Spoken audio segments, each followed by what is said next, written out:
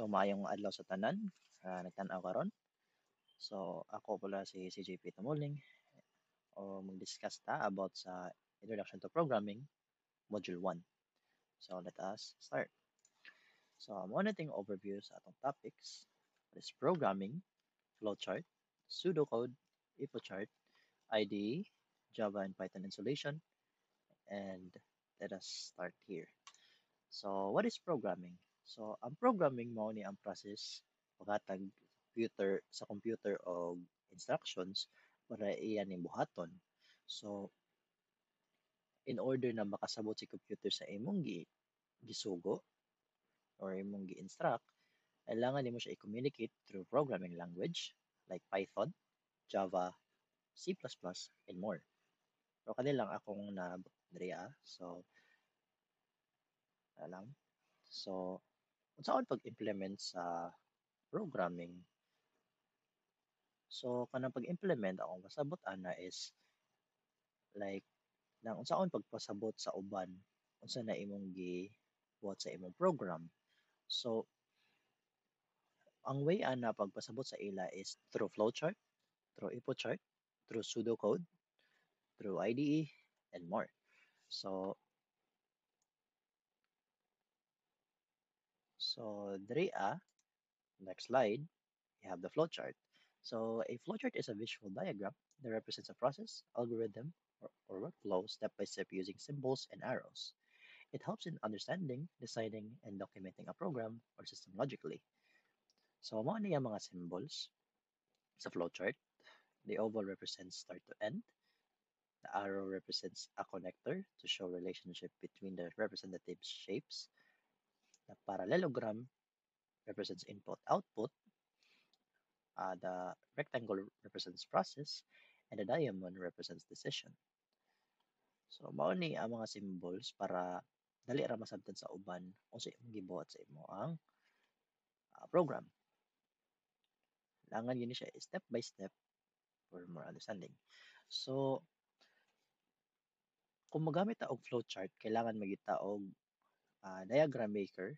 So, diri lang ta sa Lucidchart and Draw.io maghimo og flowchart. Unsaon pag-access sa Lucidchart and Draw.io, diri lang ka moadto sa lucid.app,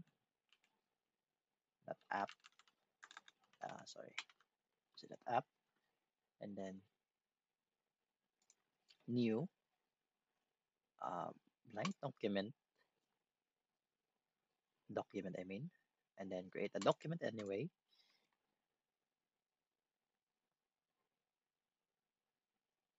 Kanya, mao na dayon makahimo na din ka og flowchart diri sa Lucidchart. So as for draw.io, i-type lang nato draw.io and create your diagram, blank diagram. Ato na ipangalan natong diagram. So project.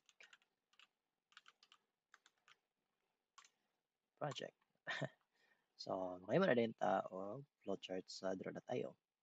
So unsaon paghimo og flowchart sa Lucidchart? So mag-demonstrate ko unsaon ni paghimo by doing an example. So dere mo na terminator. Rather, this is our start. Tapos dere ito lang abot nga itong arrow para masunod siya. Ito nito dere input. So mo ni dire ni mag-ask kung dire siya mag-ask nga mag-input ka og any number. Ayan, dire na pod ubutan ni ka og decision. So ani ubutan ni ka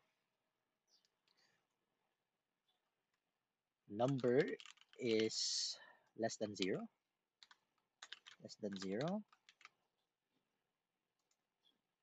Nana na siya 2 choices, yes or no. So if yes siya, ano mo? Right. So dire, if yes siya, there is a left. Deliver na to siya og yes para dire identify. Output din siya og negative.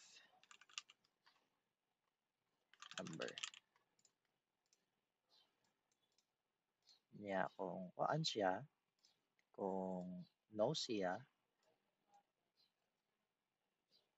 adto na pud na siya og another decision.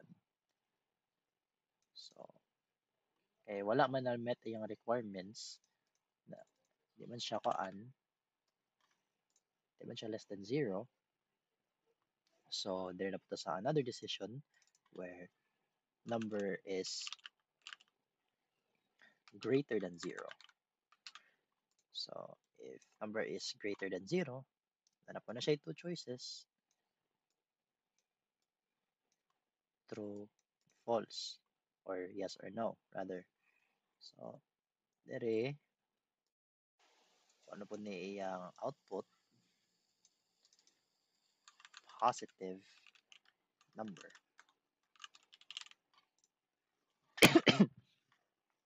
Kaya dere ano lang, another decision na pod.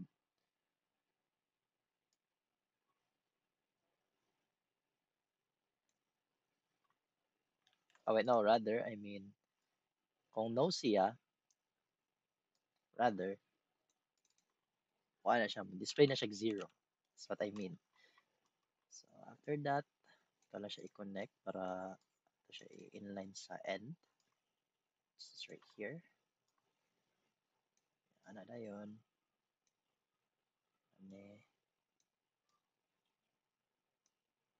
Kane. Para. Wala na yun iyang flowchart. Wala yung example sa atong flowchart. So, either less ba ang number sa zero or greater than or zero ba na siya, niya na siya. Ulit again. So, mo ni ang flowchart example. So, there is a pseudocode. So, pseudocode is a simplified, human-readable version of a program's logic, written in plain language, not a real programming language. It helps plan algorithms before actual coding. So, pasabot aning pseudocode is, ano yung program na yung mga syntax, na programming language, which is Python, for example, balik ka ni pseudocode, iyara niyang get-translate into human language, which can be comprehended by humans by using the language English, and describing in what is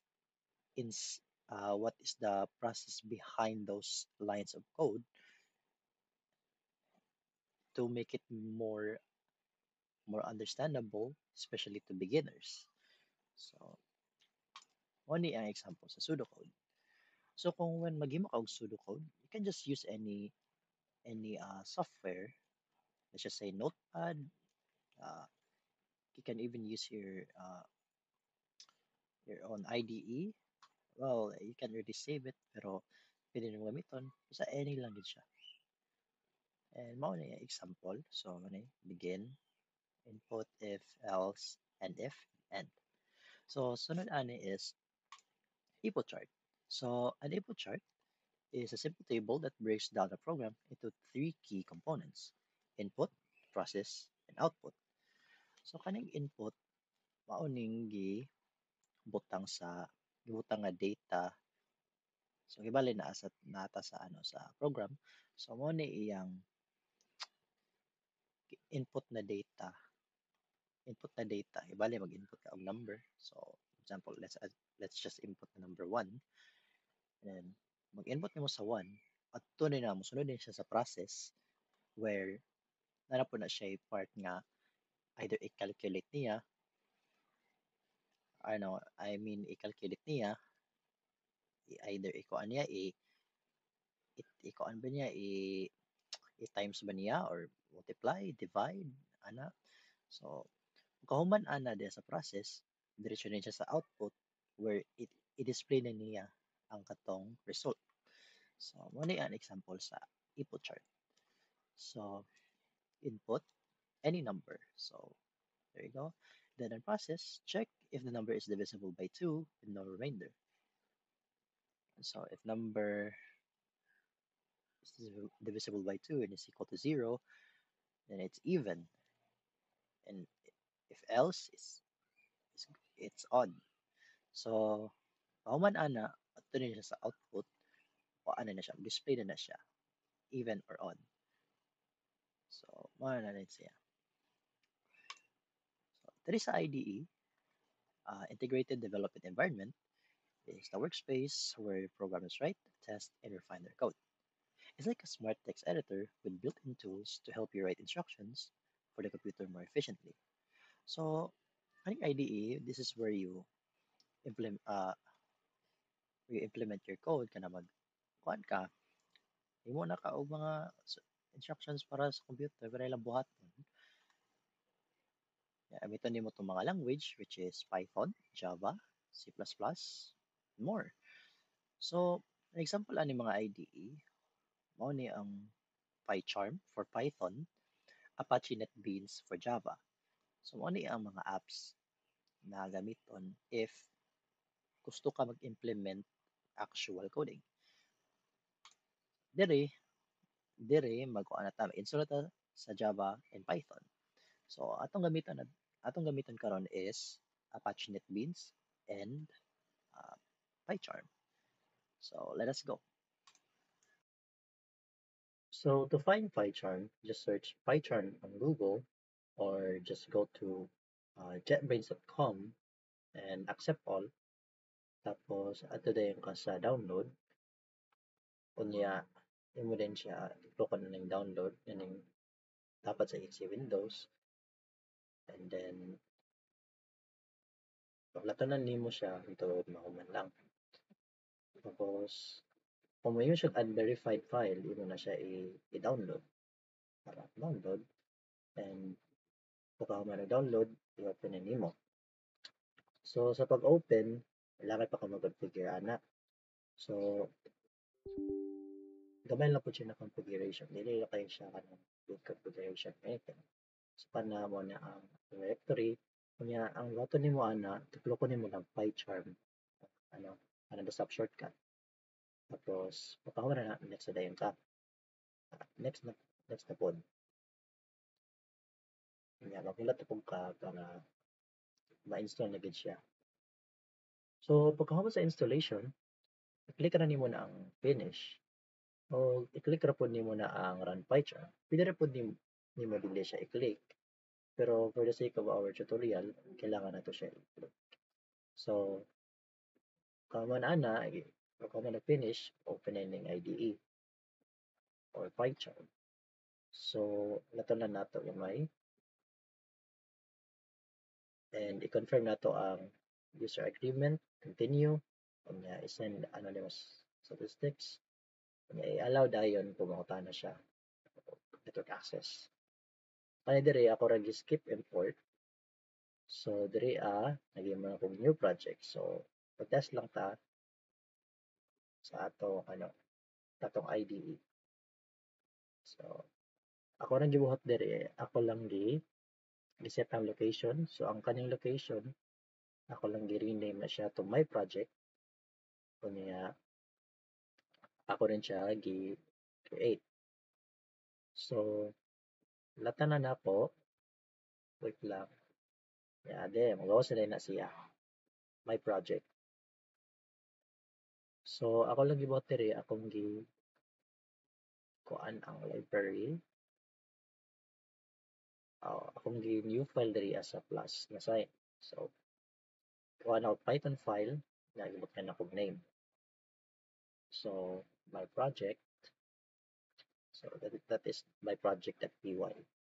So diri gibutan ako og print hello world. So para matest gid ako kung kana ba siya.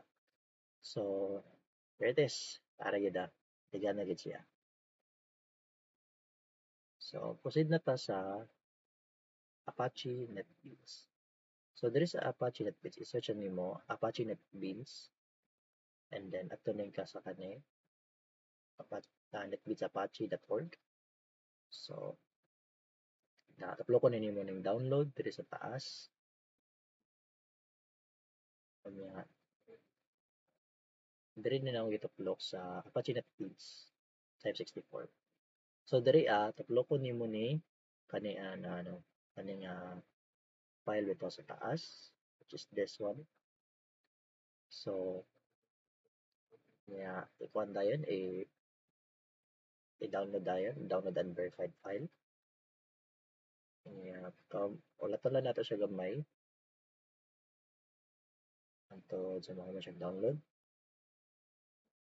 Nya ato din siya i-open.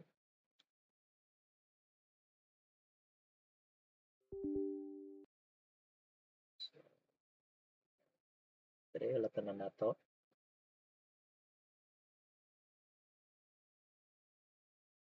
So diri pili ka mamili, pili ka mag-customize kung unsa nga ano, language ang pwede nimo i-install. So kani ako lang i-install ni tanan.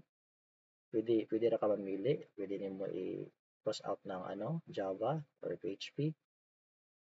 Pero kailangan mo gyud na ang HTML o Base IDE para makuhaan siya, ma-install gyud. So dili gyud na siya angay ano cross out. So apong ibili tanan, go next, next na pod, check na ko tong agree. Next na pod ta,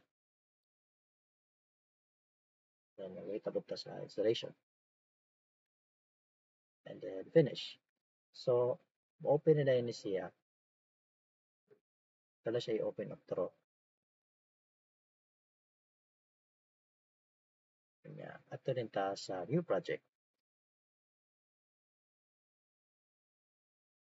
Kanya ato din ta, pili ta mamili as selected either Java with Maven, Java with Gradle, Java with Ant. Pero dahil lang dili ako sa Maven kuan gamit. So next dayon, tuplok na ko na Java application. And then wait ta.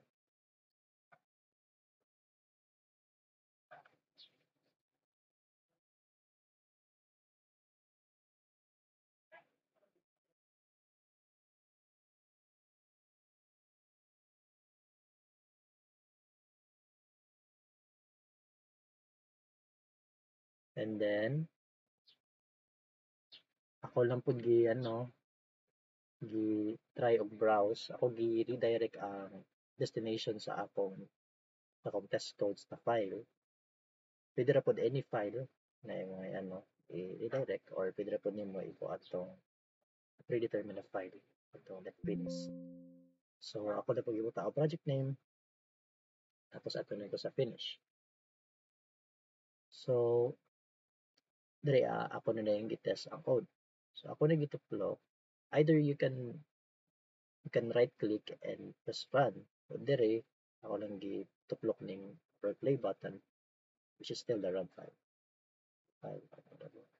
And there you go.